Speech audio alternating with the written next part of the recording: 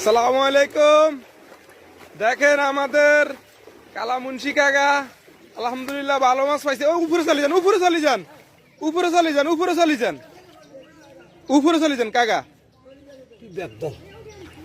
সাহেব সাহেব তুমি এর ব্যাগটা ধর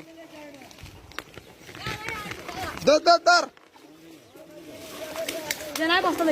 বস্তা যাচ্ছে ধর।